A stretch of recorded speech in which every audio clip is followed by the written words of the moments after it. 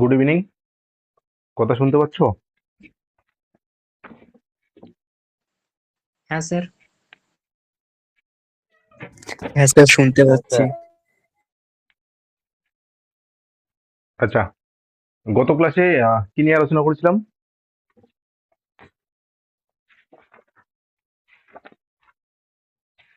Spinoza. Spinoza হয়েছে, তাই তো? হ্যাঁ।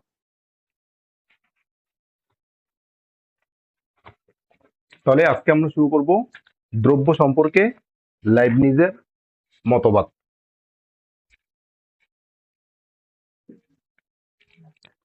তাহলে দ্রব্য সম্পর্কে লাইবনিজের মতবাদ।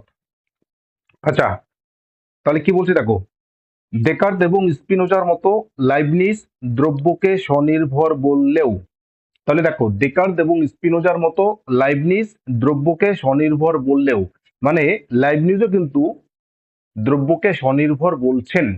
তাহলে লাইবনিজও ডেকার্ট এবং স্পিনোজা যেমন দ্রব্যকে স্বনির্ভর বলেছেন, ঠিক একইভাবে লাইবনিজ ও কিন্তু দ্রব্যকে স্বনির্ভর বলছেন। এবার দ্রব্যকে স্বনির্ভর বললেও তিনি কি বলছেন, অর্থাৎ লাইবনিজ কি বলছেন? কেবল স্বনির্ভরতাই দ্রব্যের একমাত্র লক্ষণ নয়। এই কথাটার মানে হচ্ছে, কেউ যদি স্বনির্ভর হয়, শুধুমাত্র স্বনির্ভর হলেই তাকে দ্রব্য বলা যাবে না। তাহলে এই লাইনটার অর্থ কিন্তু এটাই। তাহলে ডেকার্ট এবং স্পিনোজা, দেখো ডেকার্ট দ্রব্যকে স্বনির্ভর বলছেন, স্বনির্ভর বলার সঙ্গে সঙ্গে বলছেন যে দ্রব্য হলো গুণের আধার। স্পিনোজা কি বলছেন? স্পিনোজা কিন্তু দ্রব্যকে স্বনির্ভর বলছেন, স্বনির্ভর বলার সঙ্গে সঙ্গে তিনি বলছেন দ্রব্য হলো স্ববেদ্য, অর্থাৎ দ্রব্যকে দ্রব্যের ধারণার সাহায্যেই জানা যায়। ঠিক একইভাবে লাইবনিজ দ্রব্যকে স্বনির্ভর বলছেন, স্বনির্ভর বলার সঙ্গে সঙ্গে এবার দেখি যে তিনি কি বলছেন, অর্থাৎ লাইবনিজ কি বলছেন। তাহলে দেখো, এবার দ্রব্যকে শুধুমাত্র স্বনির্ভর বলা যাবে না কেন, এটার জন্য লাইবনিজ কি বলেছেন?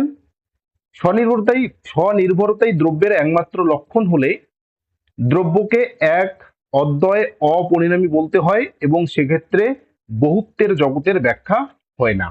এবার দ্রব্যকে যদি আমরা এক বলি এবং দ্রব্যকে যদি অদ্বয় বলি, অর্থাৎ একটা মাত্র দ্রব্যের দ্বারা কিন্তু এই যে আমাদের যে জগৎটা রয়েছে, এই বহুত্বের জগতের কিন্তু ব্যাখ্যা হবে না, এটা কিন্তু লাইবনিজ বলছেন। এরপরে কি বলছেন? দ্রব্যকে নিত্য ও অপরিবর্তনীয় বলতে হয়, যা দিয়ে জগতের অনিত্যতা ও পরিবর্তনকে ব্যাখ্যা করা যায় না। এবার দ্রব্যকে যদি আমরা এক বলি, তাহলে দ্রব্যকে কিন্তু নিত্য বলতে হয়। এবার এই নিত্য দ্রব্যের দ্বারা অনিত্য জগতের ব্যাখ্যা কিন্তু করা যায় না। এর জন্য লাইবনিজ বলছেন যে কি, যে স্বনির্ভরতাই দ্রব্যের একমাত্র লক্ষণ নয়। কারণ কি? কারণ দ্রব্যকে যদি আমরা স্বনির্ভর বলি, তাহলে দ্রব্যকে এক বলতে হয়, দ্রব্যকে অদ্বয় বলতে হয়। এবার দ্রব্যকে যদি এক এবং অদ্বয় বলতে হয়, তাহলে কিন্তু এই বহুত্বের জগতের ব্যাখ্যা কিন্তু একটা মাত্র দ্রব্যের দ্বারা দেওয়া সম্ভব নয়। আবার দ্রব্যকে কিন্তু যদি আমরা এক বলি, তাহলে দ্রব্যকে নিত্য বলতে হয়। এবার এই নিত্য দ্রব্যের দ্বারা অনিত্য জগতের ব্যাখ্যা কিন্তু দেওয়া সম্ভব নয়। এর জন্য তিনি বলছেন যে স্বনির্ভরতাই দ্রব্যের একমাত্র লক্ষণ নয়, বা স্বনির্ভরতাই দ্রব্য হতে পারে না। যদি হয়, তাহলে কিন্তু এই সমস্যার সমাধান, মানে এই সমস্যার সম্মুখীন আমাদেরকে হতে হবে। বোঝা গেল? এবার কি বলছেন? কাজেই লাইবনিজের মতে দ্রব্য কেবল স্বনির্ভর নয়, স্বয়ংক্রিয়তাও দ্রব্যের লক্ষণ। তাহলে স্বনির্ভরতাই কিন্তু দ্রব্যের লক্ষণ নয়, স্বনির্ভরতার সঙ্গে সঙ্গে দ্রব্যকে কি হতে হবে? দ্রব্যকে স্বয়ংক্রিয় হতে হবে। তাহলে স্বনির্ভরতা এবং স্বয়ংক্রিয়তাকেই দ্রব্যের একমাত্র লক্ষণ কিন্তু লাইবনিজ বললেন। আচ্ছা, এতদূর পর্যন্ত কারো সমস্যা থাকলে বলো। দেখো, একদম সহজ। স্যার বলছি বহুত্বের জগৎ মানে কি? বহুত্বের জগৎ মানে হচ্ছে আমাদের যে জগৎটা রয়েছে, বহু বিচিত্র জগৎটাকে বহুত্বের জগৎ বলা হচ্ছে। আমাদের এই যে বিচিত্রময় যে জগৎ রয়েছে, এই জগৎটাকে বলা হচ্ছে বহুত্বের জগৎ।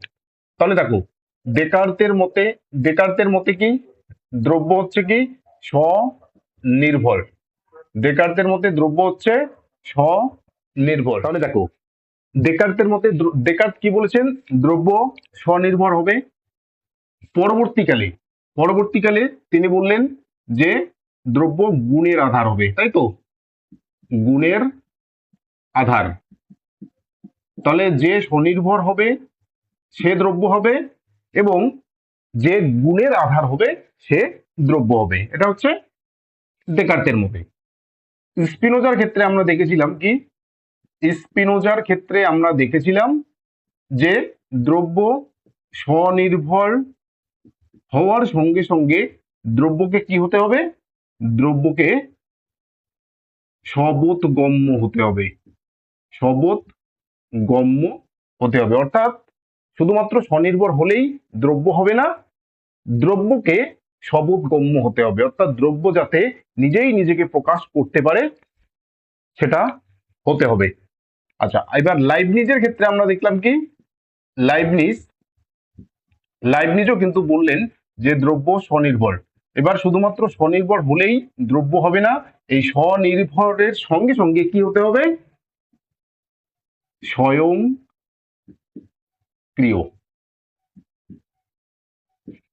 এই টার্মগুলো কিন্তু তোমাদেরকে ভালোভাবে মনে রাখতে হবে। তাহলে স্বনির্ভর প্লাস গুণের আধার, ডেকার্ত বলেছেন স্বনির্ভর প্লাস সবোধগম্য, স্পিনোজা বলেছেন স্বনির্ভর প্লাস স্বয়ংক্রিয়, এটা কিন্তু বললেন লাইবনিজ। বোঝা গেল? আচ্ছা, এবার দেখো, এবার প্রশ্ন হচ্ছে যে স্বয়ংক্রিয় বা স্বয়ংক্রিয়তা কি, তাই তো? কি বলছে দেখো, স্বয়ংক্রিয় বলতে লাইবনিজ অন্যের উপর নির্ভর না করে কাজ করাকে বলেছেন। তাহলে স্বয়ংক্রিয় কি? এই স্বয়ংক্রিয় শব্দটার অর্থ হচ্ছে অন্যের উপর নির্ভর না করে, অন্যের উপর নির্ভর না করে কাজ করা।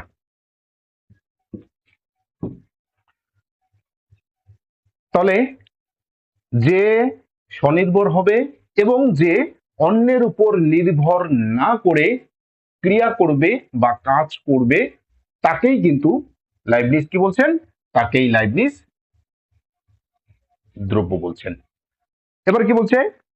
কাজেই লাইবনিজের মতে দ্রব্য হলো তাই যা স্বনির্ভর এবং স্বয়ং সক্রিয়। তাহলে লাইবনিজ এবার তাহলে কি বললেন? দ্রব্য হলো তাই যা স্বনির্ভর এবং স্বয়ং সক্রিয়। তাহলে স্বনির্ভর এবং স্বয়ং সক্রিয়। স্বয়ং সক্রিয় মানে যে অন্যের উপর নির্ভর না করে কাজ করে। তাহলে স্বনির্ভর এবং স্বয়ং স্বয়ং সক্রিয় কি? সেটাই হচ্ছে দ্রব্য। এতদূর পর্যন্ত কারো সমস্যা থাকলে বলো।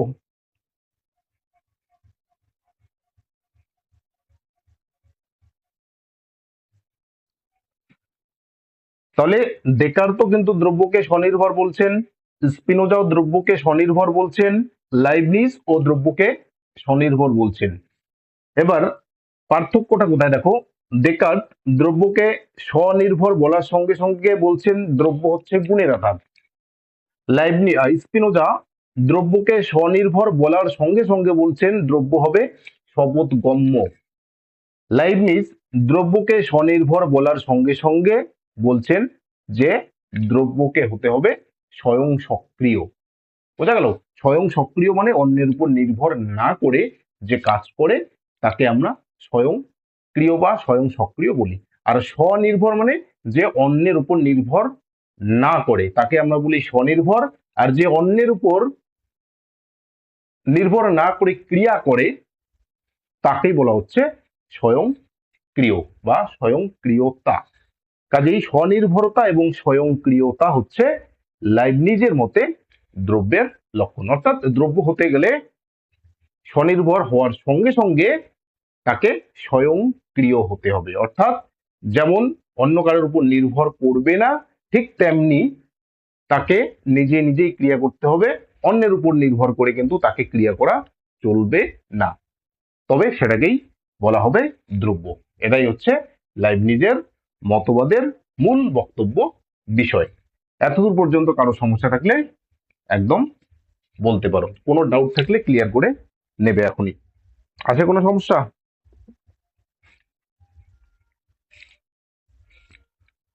কারো কোনো সমস্যা আছে?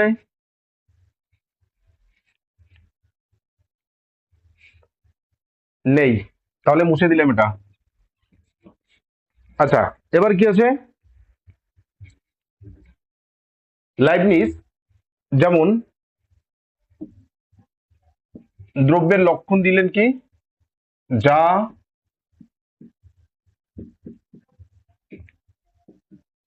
স্বনির্ভর এবং স্বয়ংক্রিয়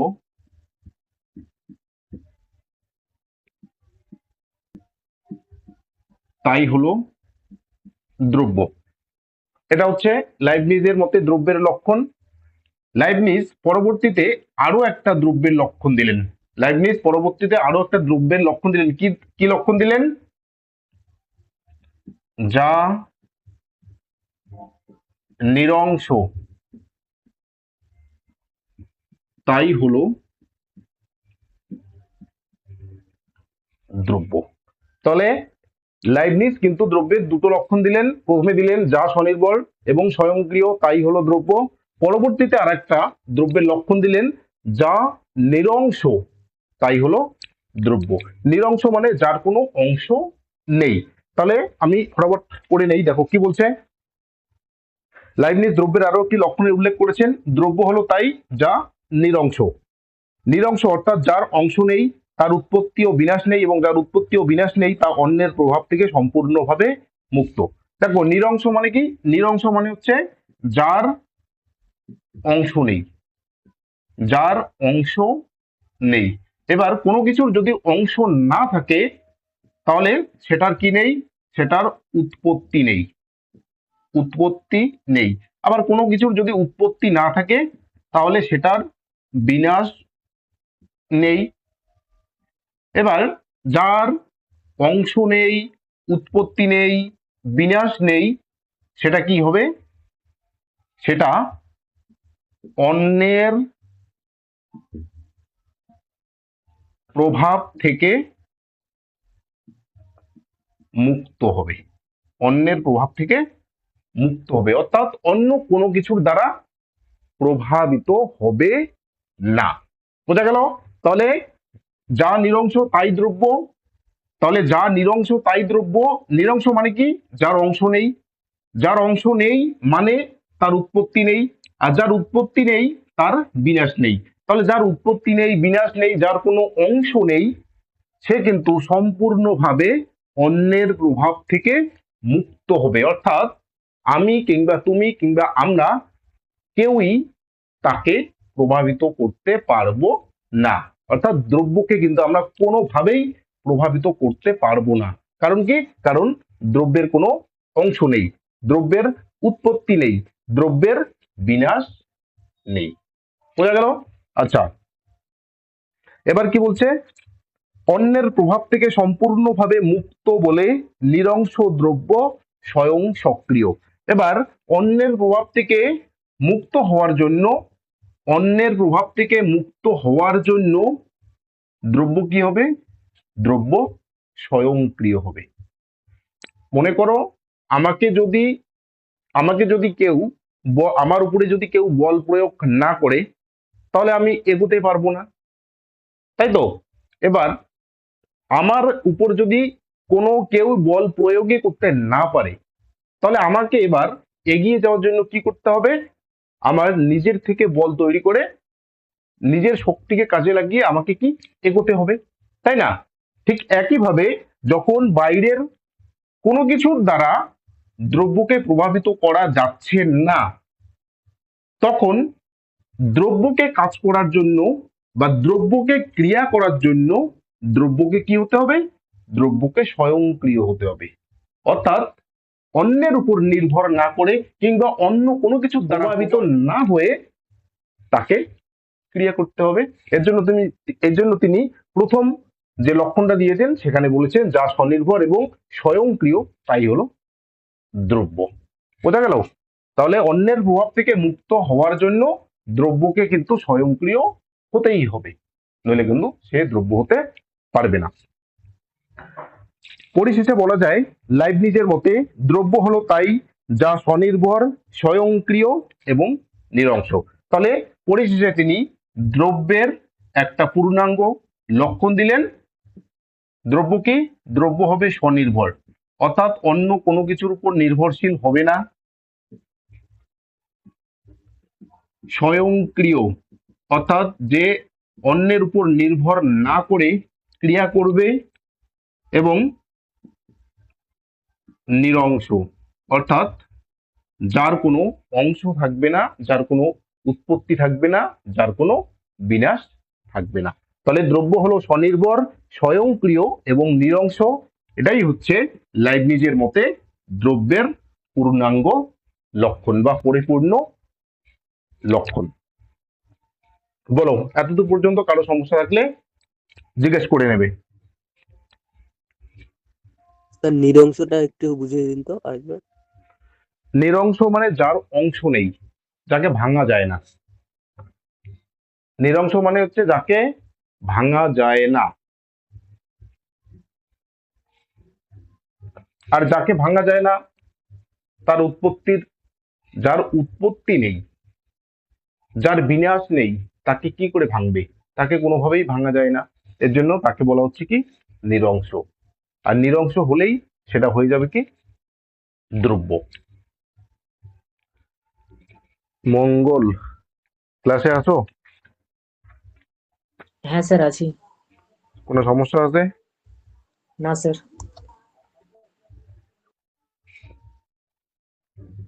এরপরে হচ্ছে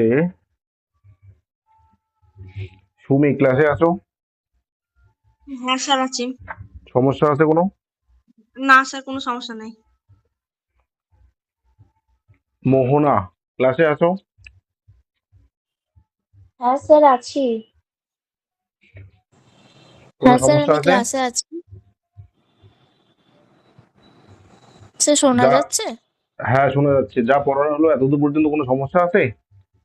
না স্যার কোনো সমস্যা নেই। আচ্ছা বেশ, তো আমরা এখন আর একটু এগিয়ে চলি। তাহলে এটা মুছে দিলাম।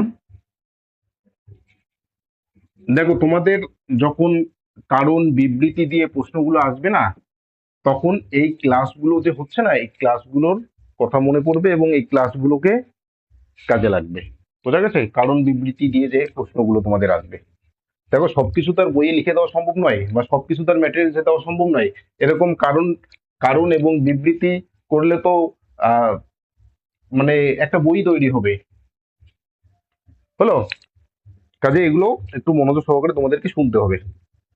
আচ্ছা, নেক্সট দেখো কি বলছে। যে নিরংশ দ্রব্য থেকে জগতের চেতন অচেতন যাবতীয় বস্তুর উদ্ভব হয়েছে, লাইবনিজ তাদের মনাদ বলেছেন। তাহলে নিরংশ, আচ্ছা নিরংশকে, তাহলে এই যে নিরংশ, আমরা এটাকে কি বলি? দ্রব্য বলছি। কাজেই মানে নিরংশ মানে কি? নিরংশ মানে তিনি কাকে বোঝাচ্ছেন? নিরংশ মানে তিনি দ্রব্যকে বোঝাচ্ছেন, তাই তো? একমাত্র দ্রব্যই নিরংশ হতে পারে। তাহলে যে নিরংশ দ্রব্য থেকে জগতের চেতন কিংবা অচেতন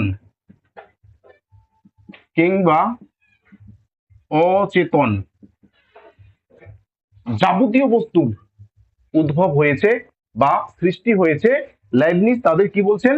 লাইবনিজ তাদের মনাদ বলেছেন। মনাদ,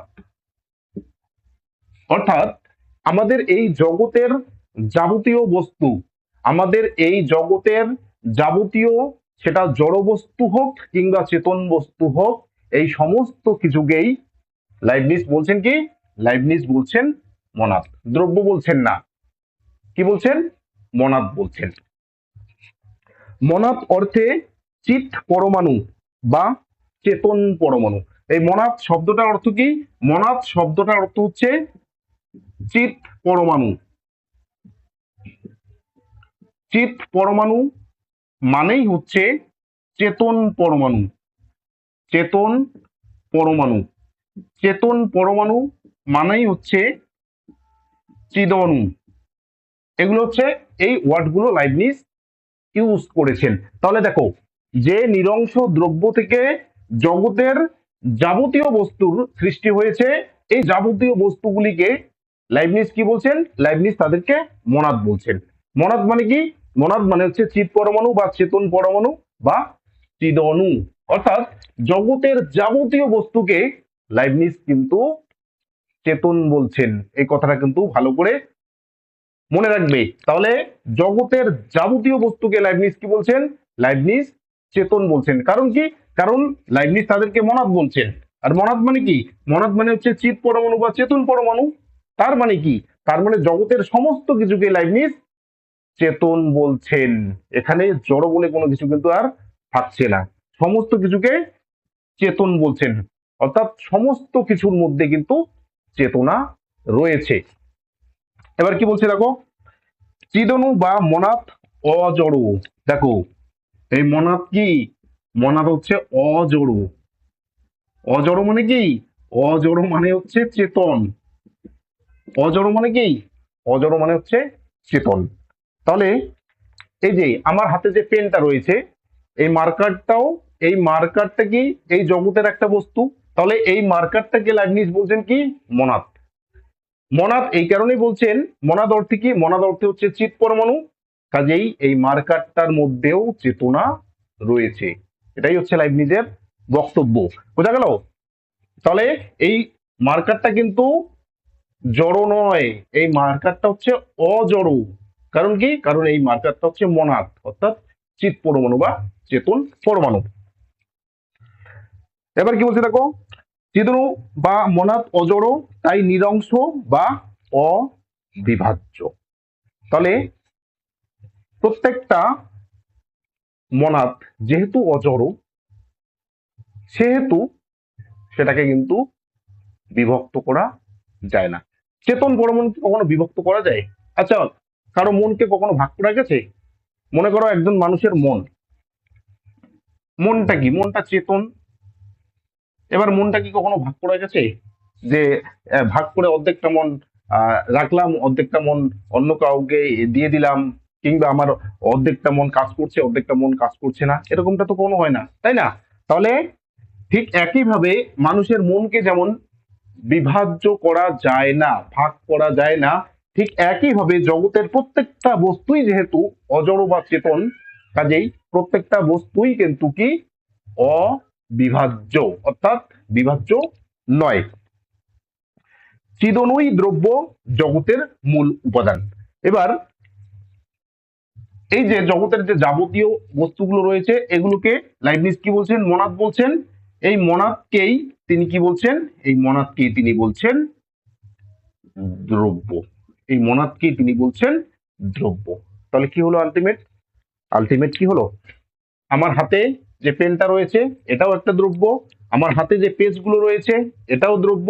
আমি যে ঘড়িটা পরে আছি, এটা হচ্ছে দ্রব্য। চিদঅণু একটি বা দুটি নয়, চিদঅণু অসংখ্য। অসংখ্য চিদঅণু থেকে এই বৈচিত্র্যময় জগতের উৎপত্তি হয়েছে। অসংখ্য দ্রব্যকে স্বীকার করার জন্য লাইবনিজকে বহুত্ববাদী বলা হয়। তাহলে আমাদের এই বৈচিত্র্যময় জগৎটার উৎপত্তি কি করে হলো? অসংখ্য চিদঅণু থেকে। দেখো, আমাদের এই বৈচিত্র্যময় বা আমাদের এই জগতে কিন্তু অসংখ্য দ্রব্য পাবে।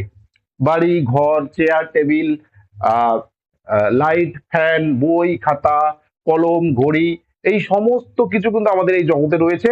এই বৈচিত্র্যময় জগতে এই সমস্ত কিছুকেই বলা হচ্ছে কি? এই সমস্ত কিছুকেই বলা হচ্ছে চিদঅণু। চিদঅণু মানে কি? চিদঅণু মানে হচ্ছে দ্রব্য, তাই না? তাহলে অসংখ্য দ্রব্য স্বীকার করার জন্য লাইবনিজকে বলা হচ্ছে কি? বহুত্ববাদী দার্শনিক। তাহলে আমরা দেখেছিলাম দুটো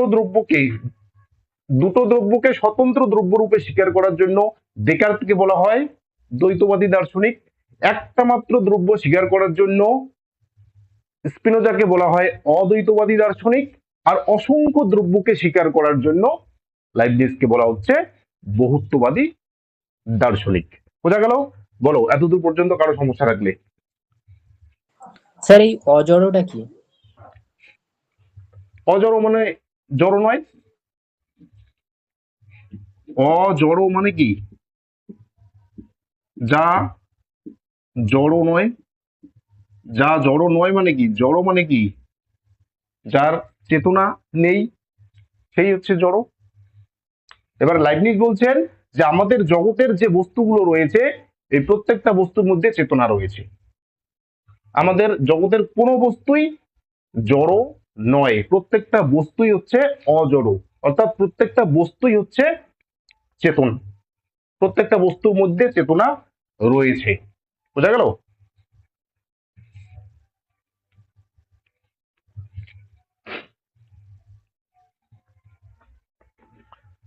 আচ্ছা, এবার দেখো, তিনি মনাদ বা চিৎ পরমাণুর বৈশিষ্ট্য বলেছেন, অর্থাৎ তিনি দ্রব্যের কতগুলো বৈশিষ্ট্য বলেছেন। কি বলেছেন? মনাদ আধ্যাত্মিক একক, চেতন পদার্থ স্বয়ং সক্রিয়। মনাদ আধ্যাত্মিক একক, অর্থাৎ মনাদকে খালি চোখে দেখা যায় না, এটাকে অনুভব করতে হয়। চেতন পদার্থ, তাহলে মনাদ হচ্ছে কি? চেতন পদার্থ, জড় নয়, স্বয়ং সক্রিয়। আমরা আগেই দেখলাম যে স্বয়ং সক্রিয় তিনি দ্রব্যকে বলছেন। কেন বলছেন? কারণ দ্রব্য অন্য কারোর উপর নির্ভর করে ক্রিয়া করে না। দ্রব্য নিজেই নিজেভাবে মানে নিজেই ক্রিয়া করে এই বৈচিত্র্যময় জগতের সৃষ্টি করেছে। এর জন্য তিনি বলছেন যে দ্রব্য হচ্ছে স্বয়ং সক্রিয়। মনাদ অজড়, তাই নিরংশ ও অবিভাজ্য। এবার কোনো বস্তু যদি অজড় হয়, অর্থাৎ কোনো বস্তু যদি চেতন হয়, তাকে কিন্তু আর বিভাজ্য করা যায় না, তাকে কিন্তু আর ভাগ করা যায় না। আর যাকে ভাগ করা যায় না সে কি হবে? সে নিরংশ হবে। মনাদ জগতের মূল উপাদান। আমাদের এই যে জগৎ রয়েছে, এই জগতের মূল উপাদান কি? এই জগতের মূল উপাদান যা রয়েছে সেটাই হচ্ছে জগতের মূল উপাদান। বাড়ি ঘর, নদী নালা, পাহাড় পর্বত, জল মাটি বাতাস, এই সমস্ত কিছুই হচ্ছে কি? জগতের মূল উপাদান। আর এই সমস্ত কিছুকে লাইবনিজ কি বলছেন? এই সমস্ত কিছুকে লাইবনিজ বলছেন মনাদ। তার মানে কি হলো? মনাদই হলো জগতের মূল উপাদান।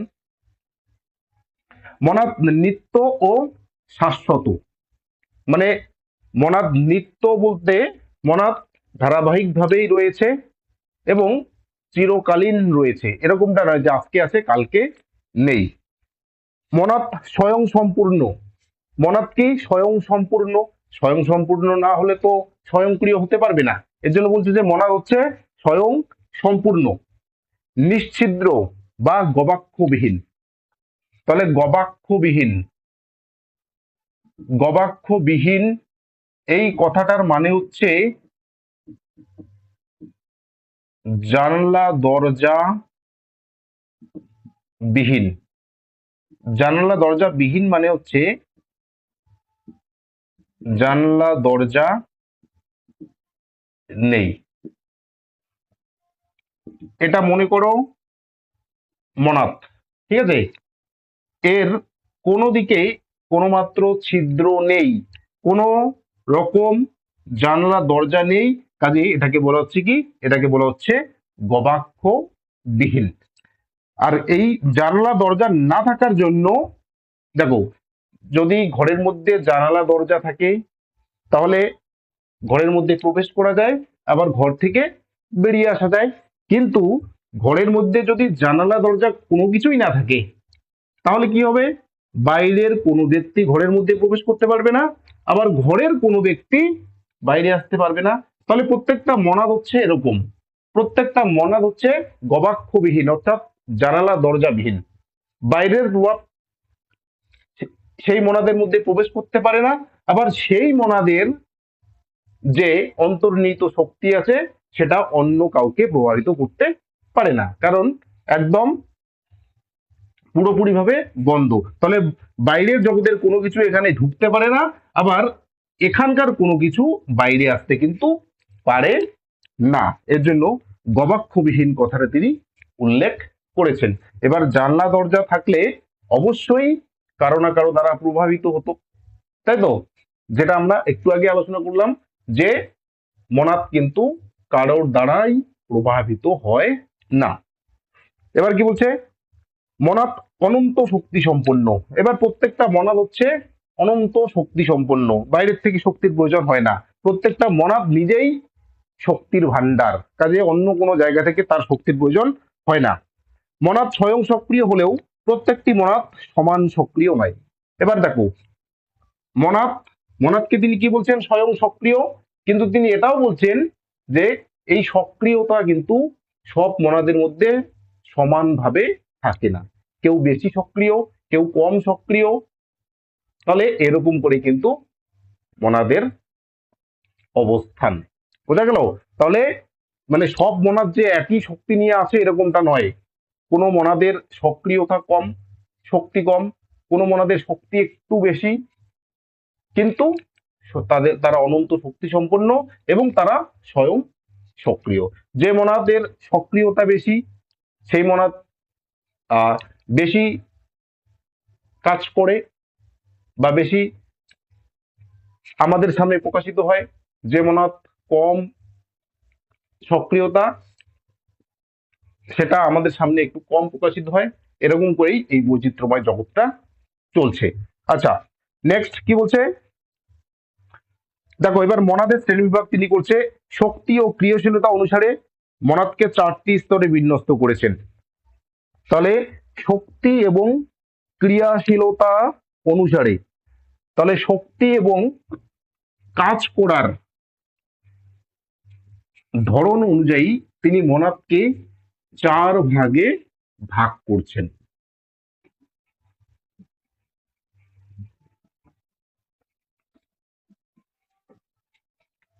প্রথমটা কি বলছেন,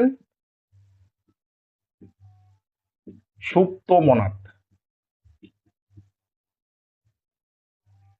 তাহলে শক্তি এবং ক্রিয়াশীলতার দিক থেকে তিনি মনাদকে 4টা শ্রেণীতে ভাগ করছেন। প্রথম শ্রেণীটা হচ্ছে সুপ্ত মনাদ, বোঝা গেল? এই সুপ্ত মনাদের মধ্যে কি পড়ে? সুপ্ত মনাদের মধ্যে ধাতব পদার্থ পড়ে, ধাতব পদার্থ, এরপরে উদ্ভিদ পড়ে, জীবদেহ পড়ে, এই সমস্ত কিছু সুপ্ত মনাদের মধ্যে পড়ে। এরপরে কি বলছে, আত্মা মনাদ।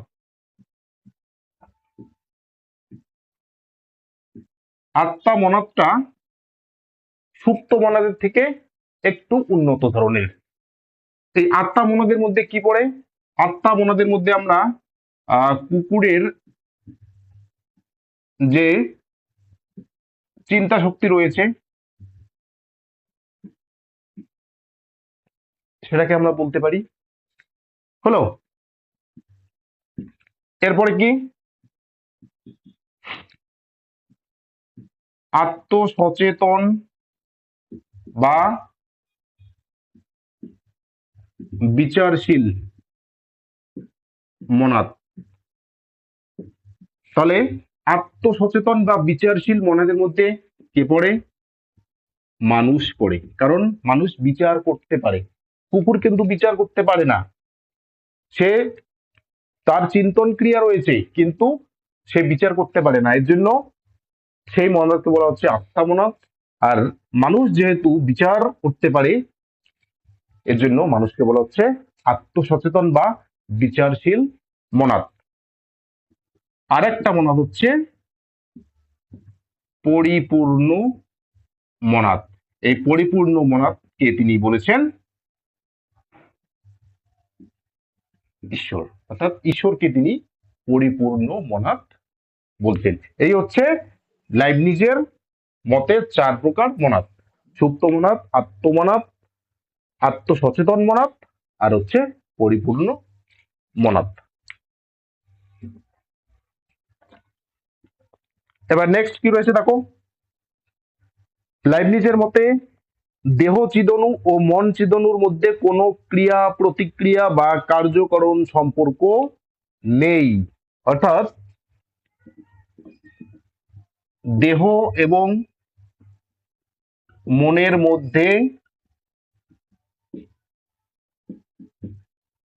কার্যকারণ সম্পর্ক নেই।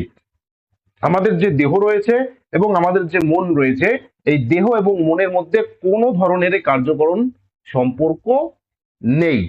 কেন নেই? দেখো, দেহ একটা মনাদ, মন একটা মনাদ।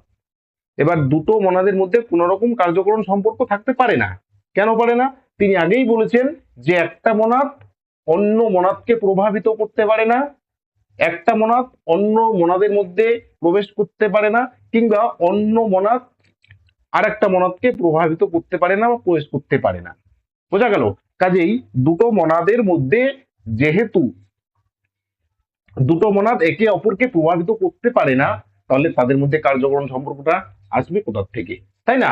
এর জন্য বলছে যে দেহ এবং মনের মধ্যে কোনো রকম কার্যকরণ সম্পর্ক নেই। সৃষ্টিলগ্নে ঈশ্বর চিদনু, দেহ চিদনু ও মন চিদনুকে এমন ভাবে গঠন করেছেন যে তাদের কোনো একটি পরিবর্তিত হলে অন্যটিরও মধ্যেও পরিবর্তন দেখা যায়। দেহ এবং মনের সম্পর্ককে কেন্দ্র করে লাইবনিজের এই অভিমতকে বলা হয় পূর্বস্থাপিত শৃঙ্খলাবাদ। এবার তিনি বলছেন যে আমাদের দেহ এবং মন যখন সৃষ্টি হয়, তার পূর্বে ঈশ্বর এমন ভাবে এই দুটো মনাদকে সৃষ্টি করেছেন যে একটা মনাদ পরিবর্তিত হলে অপর মনাদটিরও পরিবর্তন ঘটে। তাহলে মানে ঈশ্বর এমন ভাবে এদেরকে গঠন করেছেন, আমাদের দেহ এবং মনকে এমন ভাবে গঠন করেছেন, এমন ভাবে তৈরি করেছেন যে আমাদের দেহের যদি একটু পরিবর্তন হয়, আমাদের মনেরও পরিবর্তন হয়, আবার আমাদের মনের যদি একটু পরিবর্তন হয়, আমাদের দেহেরও কিন্তু পরিবর্তন হয়। তাহলে এই যে পরিবর্তন যে হচ্ছে, এই পরিবর্তনের পিছনে কিন্তু কোনো কার্যকরণ সম্পর্ক নেই। এই পরিবর্তনের পিছনে একটা নিয়ম বা একটা শৃঙ্খলা কাজ করে। এই নিয়ম বা শৃঙ্খলাটাকেই বলা হচ্ছে পূর্বস্থাপিত শৃঙ্খলাবাদ, যেটা কিন্তু সৃষ্টিলগ্নে ঈশ্বর সৃষ্টি করেছেন। বোঝা গেল? তাহলে এই হচ্ছে লাইবনিজের মতে দ্রব্যের একটা পূর্ণাঙ্গ আলোচনা। তো বলো এবার কারো কোনো সমস্যা থাকলে। স্যার সুপ্ত বা অনাবৃত্তটা কি? হ্যাঁ, সুপ্ত। প্রথম সূত্রটা, হ্যাঁ, সুপ্ত বা হ্যাঁ, অনাবৃত্ত। হ্যাঁ, সুপ্ত বা অনাবৃত্ত, এই যে ধাতব পদার্থ অর্থাৎ যে সমস্ত জড়বস্তু রয়েছে সেগুলোকে তিনি বলছেন সুপ্ত মনাদ।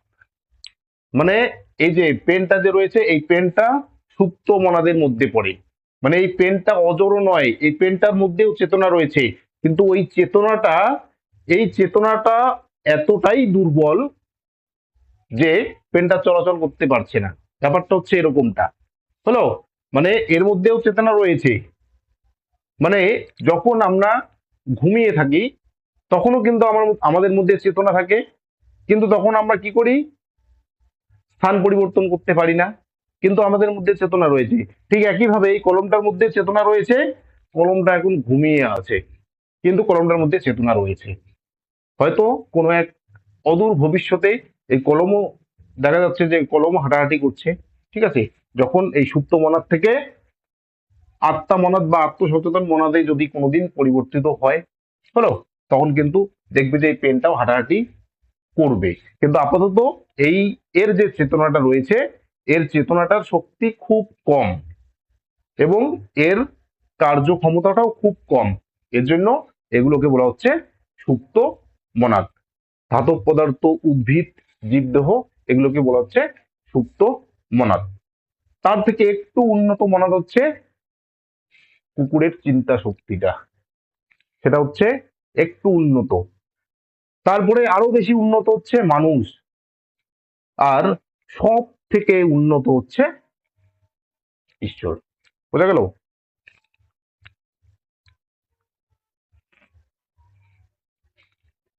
নেক্সট,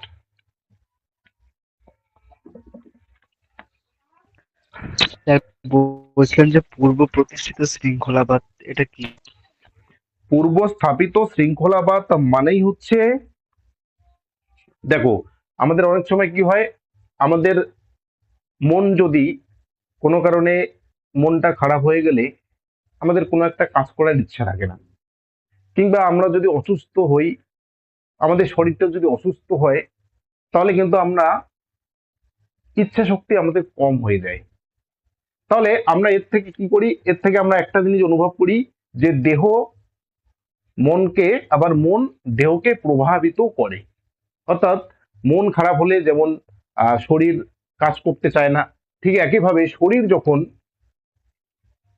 অসুস্থ হয়ে যায় তখন কিন্তু আমাদের ইচ্ছা শক্তিটাও কমে যায়। তাহলে এর থেকে আমরা কি অনুভব করি? যে দেহ এবং মনের মধ্যে একটা কার্যকরণ সম্পর্ক আছে। লাইবনিজ বলছেন যে এই ধরনের কোন রকম কার্যকরণ সম্পর্ক নেই। এর কারণ হচ্ছে এই দেহ এবং মন যখন সৃষ্টি করেছেন, ঈশ্বর যখন এদেরকে সৃষ্টি করেছেন, অর্থাৎ এই দুটো মনাদকে যখন সৃষ্টি করেছেন, তো এমন ভাবে তাদেরকে সৃষ্টি করেছেন যে একটার পরিবর্তন হলে অপরটা অটোমেটিক পরিবর্তিত হয়। অর্থাৎ দেহের যদি কোনো রকম পরিবর্তন ঘটে, ঠিক একইভাবে সঙ্গে সঙ্গে মনেরও পরিবর্তনটা ঘটে। তাহলে এই পরিবর্তনটা ঘটার পিছনে একটা নিয়ম কাজ করে। নিয়মটা কি? নিয়মটা হচ্ছে ওই সৃষ্টিলগ্নে ঈশ্বর তাদেরকে এমন ভাবে গঠন করেছেন যে একটা পরিবর্তিত হলে আর একটা পরিবর্তিত হবে। মনে করো এটা দেহ, এটা হচ্ছে মন। হলো? এবার দেহ কোনো কারণে একটু পরিবর্তিত হলে, অর্থাৎ দেহটা যদি এই জায়গা থেকে এই জায়গায় চলে আসে, ঠিক সঙ্গে সঙ্গে মনটাও এই জায়গা থেকে এই জায়গায় চলে আসে। কিন্তু এই দেহ এবং মনের মধ্যে কোনো রকম কার্যকরণ সম্পর্ক নেই। এদের গঠনটা এমন ভাবে করা হয়েছে যে একটা পরিবর্তিত হলে আর একটা অটোমেটিক্যালি পরিবর্তিত হয়ে যায়। অর্থাৎ জগতের একটা মনাদের মধ্যে যদি কোনো রকম পরিবর্তন ঘটে, জগতের বাদবাকি সব মনাদের মধ্যে পরিবর্তন ঘটে। এই পরিবর্তন ঘটার পিছনে কিন্তু কোনো কার্যকরণ সম্পর্ক নেই।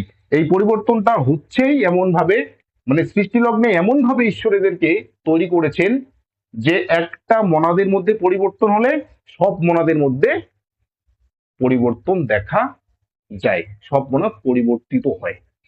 সেটাই হচ্ছে পূর্ব স্থাপিত শৃঙ্খলাবাদ। হলো?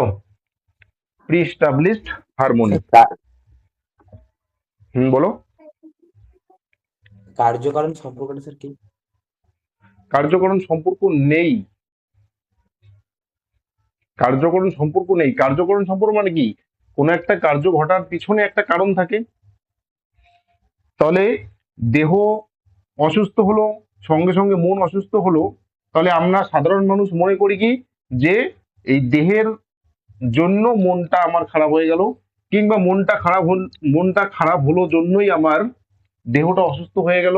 অর্থাৎ আমরা কোনো না কোনো ভাবে মনকে দেহের কারণ, আবার দেহকে মনের কারণ বলি। অর্থাৎ দেহ এবং মনের মধ্যে কার্যকরণ সম্পর্ক আছে, এটা আমরা মনে করি। লাইবনিজ বলছেন যে এরকম এই ধরনের কোন রকম সম্পর্ক তাদের মধ্যে নেই। ঈশ্বর তাদেরকে এমন ভাবে তৈরি করেছেন, একটা পরিবর্তিত হলে আর একটা কি হয়? পরিবর্তিত হয়ে যায়। যেমন একটা কয়েন যদি তুমি দেখো, মানে দেহ এবং মন হচ্ছে কয়েন। একটা কয়েনের যেমন দুটো দিক থাকে, ঠিক দেহ এবং মনটা হচ্ছে এরকম। কেউ কাউকে প্রভাবিত করছে না।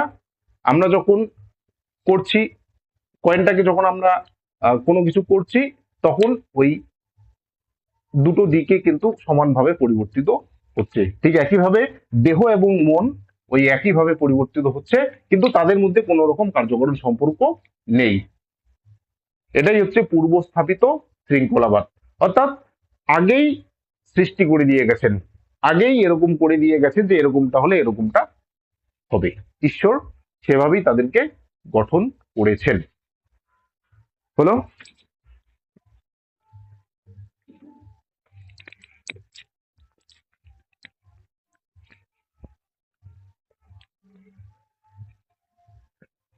এবার দেখো যে বাক্যগুলো থেকে এমসিকিউ প্রশ্ন আসে। দ্রব্য হলো তাই যা সরল, কে বলেছেন? সবগুলোর উত্তর হবে লাইবনিজ।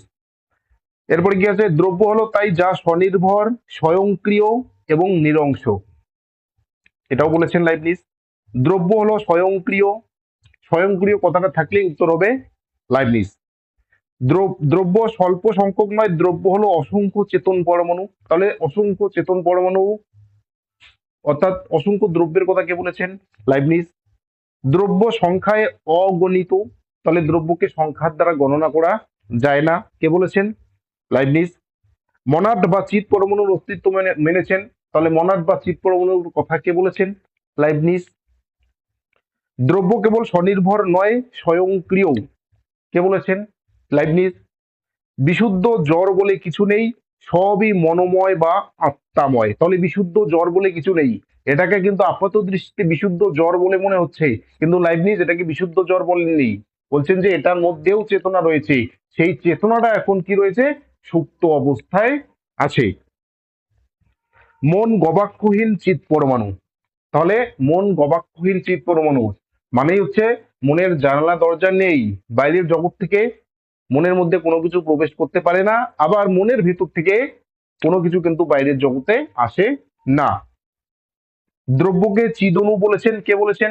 লাইবনিজ বলেছেন। যা স্বাধীনভাবে ক্রিয়া করতে পারে তাই দ্রব্য, কে বলেছেন? লাইবনিজ বলেছেন।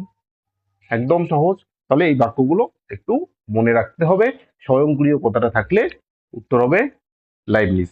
আচ্ছা, এবার 2025 সালে এখান থেকে যে প্রশ্নটা আসছিল, 2025 সালে অর্থাৎ গত বছরে যে প্রশ্নটা আসছিল সেটা আমি লিখে দিচ্ছি, তোমরা পারলে লিখে নেবে।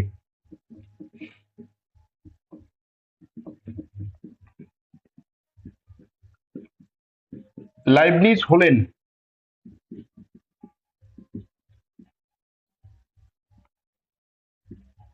অদ্বৈতবাদী,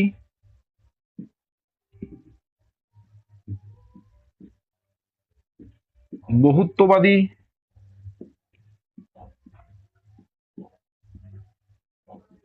দ্বৈতবাদী,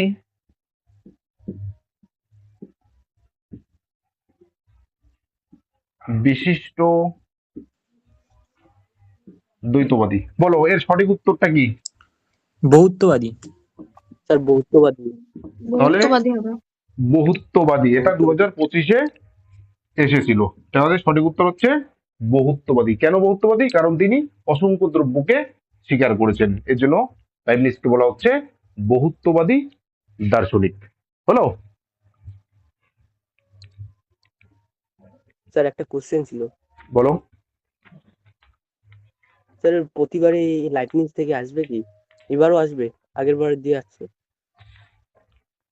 হ্যাঁ অবশ্যই আসবে, 2025 একটা কোশ্চেন তো আসবেই, একটা কোশ্চেন তো আসবেই, মিনিমাম 8টা কোশ্চেন আসবে প্রথম অধ্যায় থেকে, প্রথম অধ্যায় থেকে মিনিমাম 8টা কোশ্চেন আসবে। যদি 8টা কোশ্চেন নাও আসে তাও অন্তত পক্ষে 6টা কোশ্চেন আসবে।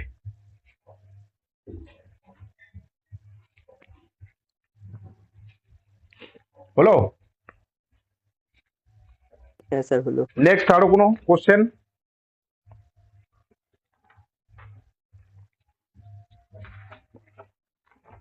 তাহলে ডেকার্ত, স্পিনোজা, লাইবনিজ হয়ে গেল, অর্থাৎ বুদ্ধিবাদী দার্শনিকদের মতবাদ হয়ে গেল দ্রব্য সম্পর্কে।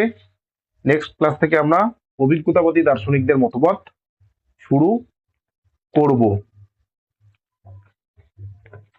স্যার একটা স্পিনোজা থেকে একটা কোশ্চেন আছে। বলো। স্পিনোজা দ্রব্যকে বলেছেন অব্যক্ত প্রকৃতি হতো মানে অব্যক্ত প্রকৃতি হলো না কেন? অব্যক্ত প্রকৃতি হলো না কেন? কারণ স্পিনোজা কি বলেছেন? স্পিনোজা বলেছেন যে সবই হচ্ছে ঈশ্বর। তিনি ঈশ্বরকে কি বলেছেন? যদি সমীকরণটা দেখো, স্পিনোজার যদি সমীকরণটা দেখো, তাহলে দ্রব্য সমান ঈশ্বর সমান বিশ্ব প্রকৃতি, তাহলে বিশ্ব প্রকৃতি সেটাই ঈশ্বর, সেটাই হচ্ছে দ্রব্য, তাহলে প্রকৃতি তো উপস্থিত, তাই না? বিশ্ব সামনে উপস্থিত, তার মানে কি? তার মানে হচ্ছে দ্রব্যটা কি? ব্যক্ত বা দ্রব্য প্রকাশিত, এই দ্রব্যকে বলছেন ব্যক্ত প্রকৃতি।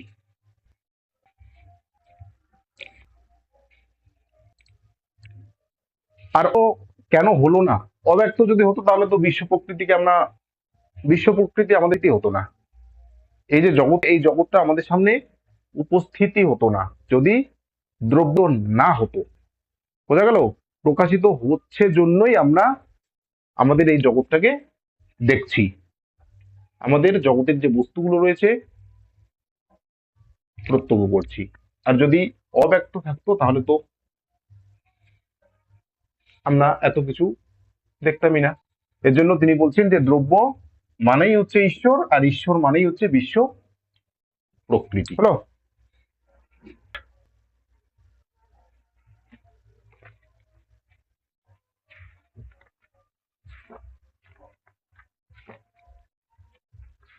নেক্সট কারো কোন প্রশ্ন আছে?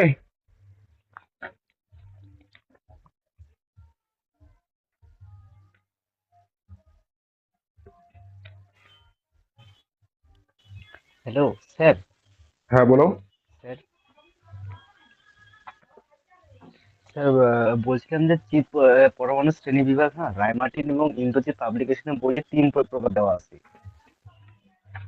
হুম।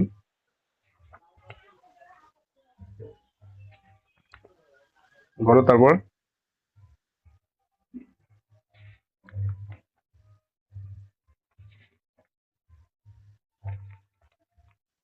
কত প্রকার দেওয়া আছে? মোনাডের 3 প্রকার দেওয়া আছে। কি কি দেওয়া আছে? 3 প্রকার। কি কি দেওয়া আছে?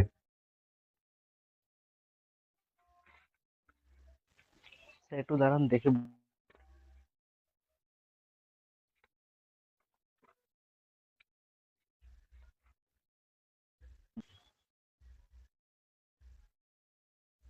এক নম্বরে দেওয়া আছে সুপ্ত, তারপর চেতন আর আত্মসচেতন। আচ্ছা, কি কি বললে? সুপ্ত, হ্যাঁ, সুপ্ত, আত্মসচেতন, আচ্ছা। চেতন। সুপ্তের মধ্যে কি কি পড়ে সেটা দেওয়া আছে? হ্যাঁ স্যার, দেওয়া আছে। কে কে কে পড়ে? ধাতব, এক নম্বরে ওই যে ধাতব পদার্থ আর হচ্ছে উদ্ভিদ। তারপর চেতনের মধ্যে কি কি পড়ে? চেতনের মধ্যে হচ্ছে কুকুর, বিড়াল, এদের মানে চিন্তা শক্তি। আচ্ছা, তারপর আত্মসচেতনের মধ্যে? আত্মসচেতনের মধ্যে দেওয়া আছে হুম, মানুষের দেহ। আর শেষে মানুষের। মানে একটা পয়েন্ট, মানে সর্বশ্রেষ্ঠ বলে একটা পয়েন্ট আছে, ওইখানে ঈশ্বরকে বলা হচ্ছে। সর্বশ্রেষ্ঠ কি? মানে ঈশ্বরকে ওখানে বলা হচ্ছে যে এছাড়াও ঈশ্বর হচ্ছে সর্বশ্রেষ্ঠ। ফার্স্টে কিন্তু 3 প্রকার দেওয়া আছে, যে হুম মোনাড হলো 3 প্রকার। হুম এই 3 প্রকার দেওয়ার পর শেষে শেষে একটা লাইনে বলা হচ্ছে এছাড়াও ঈশ্বর হলো সর্বশ্রেষ্ঠ মোনাড। হুম এছাড়াও ঈশ্বর হচ্ছে সর্বশ্রেষ্ঠ মনাদ। তিনি প্রকারভেদের মধ্যে পড়ছেন না, তাই তো? এখানে তো মানে 3, মানে ডাইরেক্ট ইন্ডেক্স করে দেওয়া হচ্ছে যে 3 প্রকার। হুম মনাদ 4 প্রকার, ঠিক আছে। যে 4 প্রকার লিখে দেওয়া হচ্ছে, এর হচ্ছে 4 প্রকার মনাদ।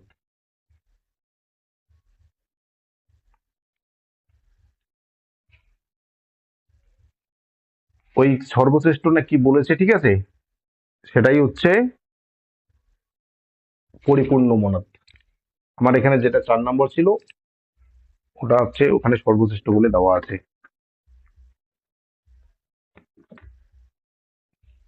নেক্সট কারো কোশ্চেন?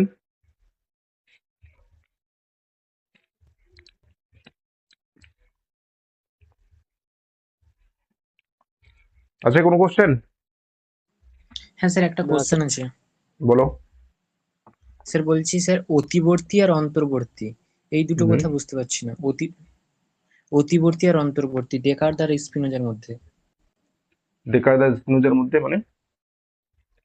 মানে সেখানে আছে অন্তর্বর্তীবাদের সমর্থক কে, হুম মানে স্পিনোজা, আর অতিবর্তী। হুম অতিবর্তী মানে ওই অতিবর্তীবাদের সমর্থক কে, ডেকার্ট। তাহলে এই দুটো কথা বুঝতে পারছি না, অতিবর্তী কি আর অন্তর্বর্তী কি? অন্তর্বর্তী মানে হচ্ছে, অন্তর্বর্তী মানে হচ্ছে তোমার এই কাছাকাছি, আর অতিবর্তী মানে দূরের বিষয়। অতিবর্তী মানে হচ্ছে কাছাকাছি, হলো, অর্থাৎ এই জগতেই সীমাবদ্ধ। আর অতিবর্তী মানে হচ্ছে এই জগতের বাইরে, এই জগৎ থেকে অনেকটা দূরে, সেটাই হচ্ছে অতিবর্তী।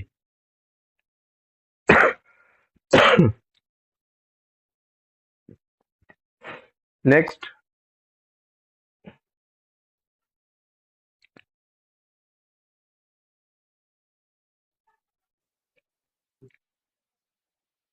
স্যার বলছি ইন্দ্রজিৎ পাবলিকেশনের বইটা কিনবো তো, ওটাই সহজ করে লেখা আছে বলে।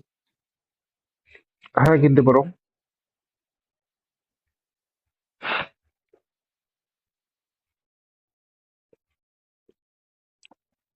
কিনতে পারো, সমস্যা নেই।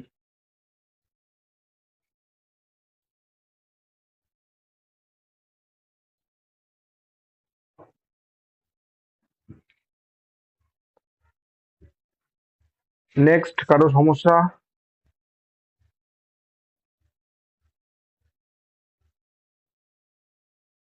আচ্ছা, তো ক্লাসটা তাহলে এখানেই রাখলাম। পরবর্তী ক্লাসে আমরা অভিজ্ঞতাবাদীদের মতবাদ নিয়ে আলোচনা করব।